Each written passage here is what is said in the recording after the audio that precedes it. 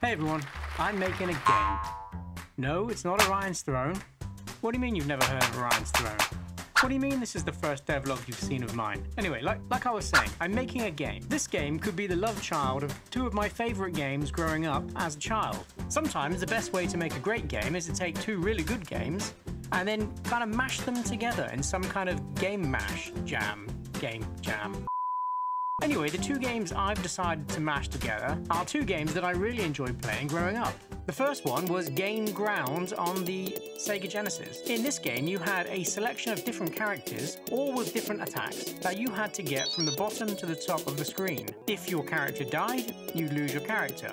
If you got it to the top, to the exit, you'd take it through to the next level, and you'd keep going until you either beat the game or run out of characters. I really liked the variety in the characters and the different attacks this game had to offer. It really kept things interesting. It made me think, oh, I wonder what this next character's ability will be. And then used it to find out it was pretty pants. The other game I've decided to mash in this mash jam game is Teenage Mutant Ninja Turtles on the NES. Now this game is notoriously difficult, however one standout feature of this game that I really enjoyed was the ability to switch players in and out during the game's level. I really liked how if one of your characters got low on health, you could instantly switch it out for another one and continue playing. And then when you reach pizzas, you could switch back and then refuel the characters that were low on health. I've pretty much done exactly that with this new game that currently doesn't have a name. In the bottom left, you'll see my character select area. There's currently 10 characters available. You start with 3, but you can find the other 7 as you play through the game. Now all I've got is the basics in at this point with some basic placeholder artwork, and each of the characters that you see in this bar have their own unique set of attacks and abilities, even jump strength and speed. Some of them can run fast, some of them can jump high. Some of them can hit really hard, and some of them can shoot things at other things. Let's take the ninja for example. The ninja can wall jump, shoot ninja stars in all different directions, and even turn invisible. If I get to a point where I need a different character, I can simply just switch him out and then select from my other available characters. Say for example an archer who's got a bow and arrow and can shoot in all different directions.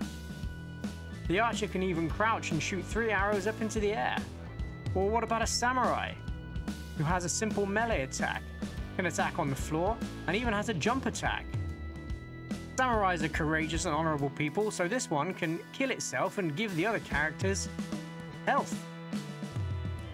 So if one of the other characters is low on life, they can simply just pick up the health and away they go.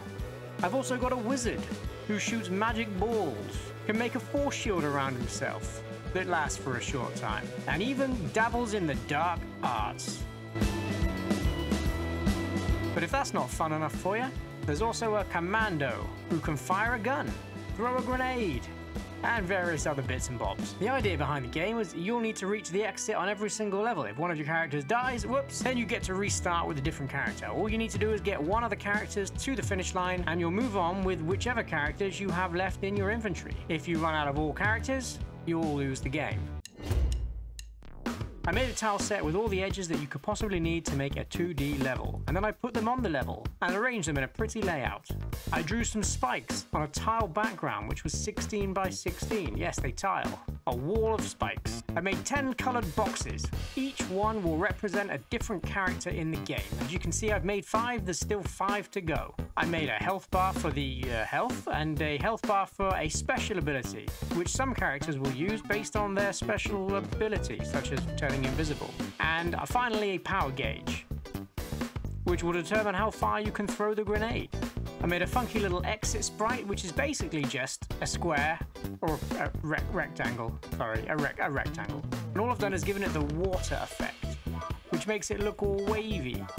Each of the characters has his own set of animations, such as walk left, walk right, all the usual stuff you'd really expect. Over in the event sheet, I have a lot of global variables, but I need them because each of the characters has its own health bar, so I need 1 health bar per character, which makes 10 health bars. But then I also need a special ability bar for a handful of them as well, and that makes another 5. Then I need a boolean which tells me if the character's alive or not, and I also need a variable which tells me which character is selected. When the game starts, I have 2 basic states, one state which is select and one state which is play. This means I can use the same button layout for moving the character and also moving the character sprites in the menu. If we're in the menu, the buttons move left to right and select with the A button. If we're not in the menu, then we can jump and run to our heart's content. Also, when the game starts, I set each of my characters individually with their own jump strength and speed. When selecting characters, I only allow the player to select them if their HP is greater than 0. When swapping out characters, I simply just switch the states from select to play, using a button on the control pad. Once we push the button, we destroy the character in the game and then recreate them in the UI layer. The character's individual health resets the width of the health bar every tick. The camera follows the player around, and that's pretty much where I'm at right now. I'll make a few more devlogs as I progress through the game. I'll just let you guys know how I'm getting on. If you want to know how I did anything in particular, just drop a comment below and I'll make a tutorial on it. I don't think there'll be too many devlogs in this series because I don't envision the game taking too long to complete. And when it's finished, I'll put it on Steam. If you enjoyed the video, do me a favor and click the thumbs up button, and I'll see you in the next episode.